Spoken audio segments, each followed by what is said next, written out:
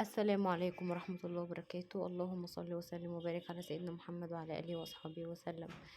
دي بقى التورتاية اللي احنا عملنا امبارح الكيكة بتاعتها معاكم في الفيديو بتاع امبارح. عملنا الكيكة بتاعتها النهاردة بقى ايه هنزينها مع بعض، وده كده كان الفينش الأخير بتاعها.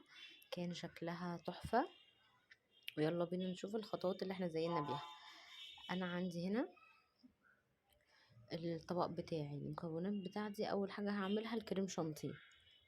حابة تجيبيه اللي هو الأكياس الدريم تمام، حابة تجيبيه اللي هو السايب اللي بسكر برضو تمام، حابة تجيبيه اللي هو الخام اللي من غير سكر برضو، كل حاجة معاكي متاحة. انا هنزل هنا برتل مية متلجة يكون فيها مكعبات تلج، وعندي دول تلات كوبايات كريم شانتيه. وكل كوباية كريم شانتيه بتاخد نص كوباية سكر، والسكر حسب الرغبة، ممكن تحطي ربع ممكن تحطي اكتر. انا حطيت كوباية وربع سكر بالظبط.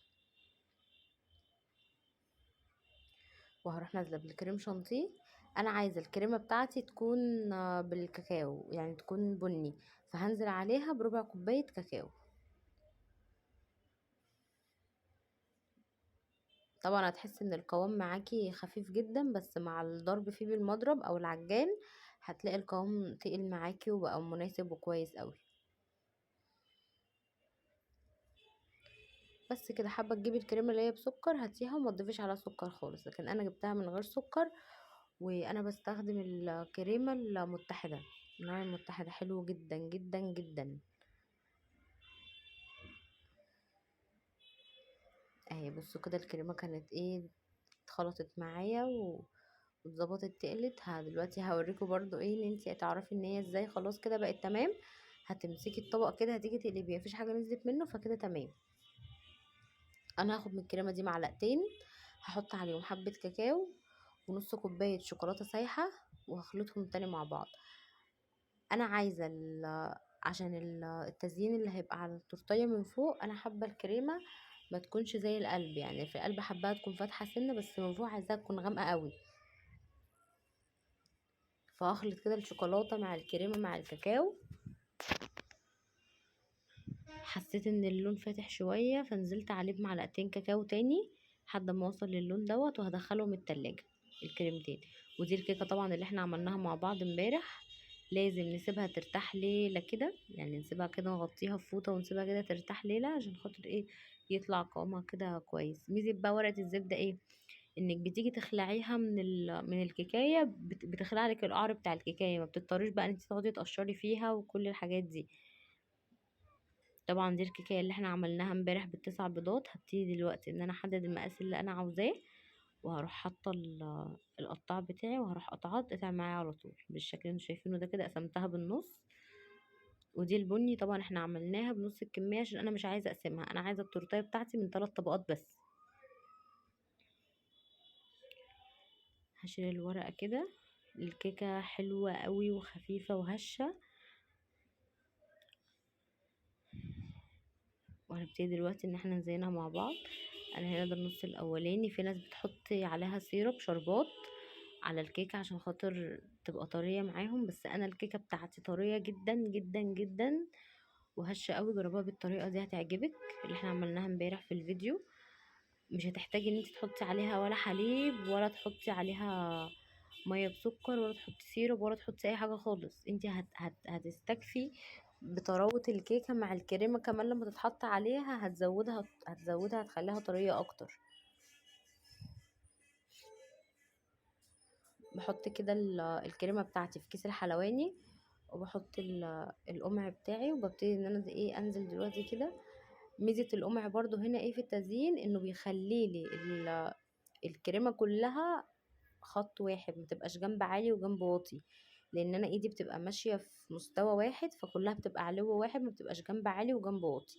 فدي برضو ميزه حلوه جدا ان انت تعمليها بكده. وهسويها كده بالسباتيولا بتاعتي. انا هنا كنت عايزه احط رشه جوز هند اهو، كنت عايزه احطه بس نسيت، رجعت شلت الكيكايه تاني ورحت رشه حبه كده من جوز الهند والشوكولاته في نص الكيكايه، وهرجع تاني احط الطبقه التانية اهو كده. وطبعا الطبقه التانية هنزينها بنفس الطريقه. هحط برضو كده بالقمع وهسويها كده وهمشي بيها بنظام عشان تطلع كلها سوا واحد. يعني يا جماعة الموضوع سهل قوي قوي قوي، بدل ما تروحي تشتري اقل تورتايه دلوقتي من بره بالشيء الفلاني ما بتقلش عن 300 400 جنيه، اقل حاجة اقل حاجة 300 جنيه تورتايه عشان تجيبيها وتكون كويسة. فانت ممكن تعمليها انت في البيت وسهلة جدا، يعني ممكن كلها على بعضها تكلفك، مش هنقول مثلا اني عشان برضو الحاجات غالية اليومين دول. انا التورتايه دي كلفتني تقريبا نص تمن اللي هشتريها من بره، نص تمن اللي هشتريها من بره. دلوقتي شوفي لو هتشتروا تورتايه المقاس دوت بالشكل اللي احنا عملناه من بره بكام، انا كلفتني نص سعرها تقريبا. فيلا واحدة واحدة كده مع بعض، وجربي مرة واتنين وتلاتة، ممكن مرة تفشلي ومرة تنجحي، وجربي كذا مرة لحد ما تطلع معاكي بروفيشنال وتبقي شاطرة جدا في الحاجات دي. هي الحاجات دي محتاجة بس ايه، روقان بال، وتبقى عندك الدافع او عندك الاستعداد ان انت تعملي وتتعلمي وتغامري في مطبخك. هتطلعي احلى حاجة في الدنيا طالما انت حابة الموضوع، هتطلعي منه احلى حاجة. ومن غير ما حد اصلا يقولك تعملي ايه، انت هتبقى عشان حابه الموضوع بتعمليه بحب، فهتحسي ان انت بتطلعي احلى حاجه من غير ما حد يقولك. طبعا ده كده كانت الطبقه الاخيره، هنزل بالكريمه كده على الجناب، وهنزل بيها كده من فوق، وهسويها كلها بالسباتشولا من الجناب ومن فوق، هخليها كلها سوا واحد، وهدخلها التلاجة نص ساعة ترتاح. هنا عشان الحر اللي احنا فيه دوت، احنا كبني ادمين مش قادرين نستحمله، ما بالك بقى الحاجات اللي في ايدينا دي.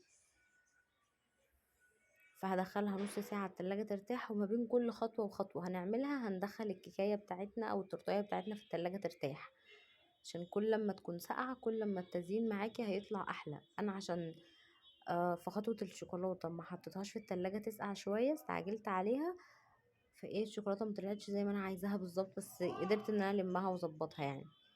اهو هنا الكريمة كانت سايحة طبعا، سايحة خالص. ابتدي دلوقتي ان انا اسويها كده.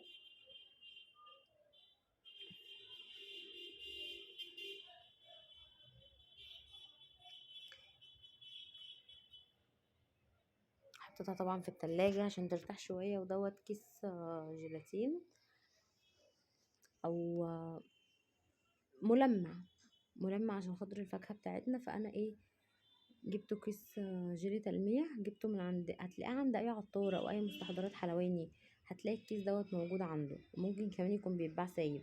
انا جبته كده وضربته في نص كوباية مية دافية عشان خاطر ألمع بيه الفاكهة بتاعتي بعد ما ايه، بعد ما اقطعها وازين بيها التورتيه بتاعتي.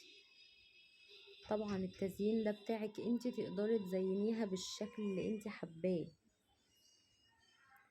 هبتدي دلوقتي الكريمه اللي احنا عملناها بني، اللي عملناها غامقه شويه، هعمل بيها كده روزيتات صغيره خالص على التورتيه من فوق عشان افصل ما بين الفاكهه وما بين الشوكولاته. يعني انا كنت بعملها وانا مستمتعه جدا، يعني انا بحب الحاجات دي قوي وبحب ان اعملها قوي، فوانا بعملها كنت مستمتعه جدا في عملها. والحمد لله يعني هنا الشوكولاته كانت سايحه جديد وكانت سخنه، فلما جيت حطيتها بقى على الكيكه بتاعتي فاخدت الكيكه ونزلت بيها، بس لحقتها دخلتها التلاجة تمسك مع بعض شويه كده حلوين، وبعد كده رحت مخرجاها تاني وكملنا شغل فيها عادي. يعني مفيش حاجه بتقف قصادنا، واي حاجه بنلحق ايه نلمها قوي. بس انتي اهم حاجه خلي عندك ثقه في نفسك، وبوظي مره واتنين وتلاته لحد ما تطلع معاكي الحاجه بروفيشنال. يعني مفيش حاجة هتطلع معاكي مظبوطة من أول مرة. هنا كده أنا هدخلها التلاجة شوية ترتاح، وبعد ما اتخرجتها هتطلع طبقة شوكولاتة تاني عشان تظبط الوش معايا. وهبتدي دلوقتي نرصرص في الفاكهة بتاعتي. طبعا الفاكهة المتاحة عندك هتحطيها، أنا حطيت الفاكهة اللي كانت موجودة عندي، حطيت مانجا وتفاح وبرقوق وموز، بس كده، ورصصتهم كده بالشكل اللي انتوا شايفينه دوت. وزي ما قلتلك التزيين دوت بتاعك انت، تقدري تعملي فيه الشكل اللي انت حباه، يعني دي حاجة بتاعتك انتي.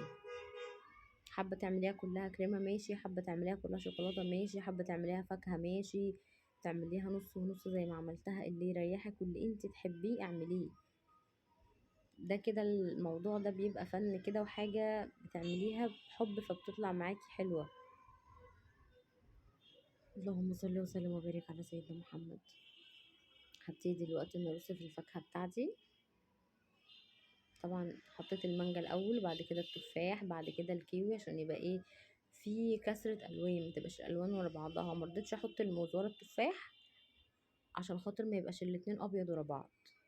فابتديت ان انا احط دلوقتي حطيت الاول المانجا، بعد كده التفاح، بعد كده الكيوي البرقوق اسفه، بعد كده حطيت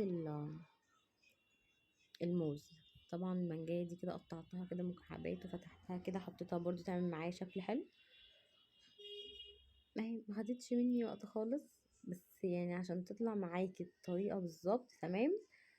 بيتي الكيكايه بتاعتك، يعني اعملي الكيكه قبلها بيوم وسيبيها ترتاح خالص وتبرد خالص عشان تقدري تقطعيها براحتك. ده كده جيل التلميع اللي احنا عملناه مع بعض من شويه. هبتدي ان المع بالفاكهه بتاعتي كلها، عشان قعدت قد ما قعدت في التلاجة عمر الفاكهه ما تسود. يعني دي خطوه مهمه جدا. مش عندك جيل التلميع دوت، ممكن آه يعني تعملي ليمونه على حبه يعني ليمونيه على معلقه سكر صغيره وحبه ميه وتدوبيهم وتلمعي بيهم برضو هيمشي.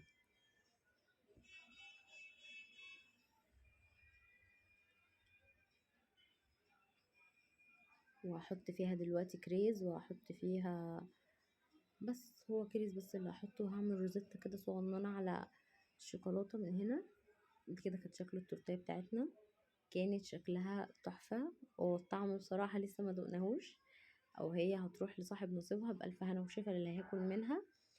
فان شاء الله ان شاء الله الطريقه تعجبكم. جربوا الطريقه وقولوا في الكومنتات، واعملوا شير للفيديو، واعملوا سبسكرايب للقناه عشان يوصلكم كل جديد. السلام عليكم ورحمه الله وبركاته.